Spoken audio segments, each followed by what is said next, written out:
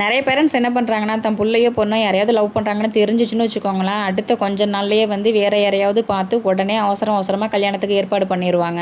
அவங்க அங்கே போய் நல்லா வாழ்கிறாங்க வாழல அப்படிங்கிறதுலாம் அவங்களுக்கு பிரச்சனையே கிடையாது. அவங்களோட கடமை முடிஞ்சிச்சு, கை கழுவி விட்டுருவாங்க, அவ்வளோதான். கை கழுவுறதுன்னு ஆயிடுச்சு. அது அவங்களுக்கு பிடிச்சவங்களையே பார்த்து கல்யாணம் பண்ணி கை கழுவி விட வேண்டியது தானே. ஏன் இப்போ நான் இதை பற்றி பேசுகிறேன் அப்படின்னா, எனக்கு மனசு ரொம்பவே கஷ்டமாயிடுச்சுங்க. ஏன்னா என்னுடைய ஃப்ரெண்டு வந்து காலேஜ் படிக்கிற டயத்தில் ஒரு பையனை லவ் பண்ணாங்க. அந்த விஷயம் வீட்டுக்கு தெரிஞ்சு சீக்கிரமாக வேறு கல்யாணம் பண்ணி வச்சுட்டாங்க. பிடிக்காத ஒரு மேரேஜ் பண்ணாலும் அந்த வாழ்க்கை நல்லா இருந்துச்சுன்னா கூட பரவாயில்லைங்க. ஏற்கனவே லவ் பண்ண விஷயம் அவருக்கு தெரிஞ்சிடுச்சு போல இருக்கு.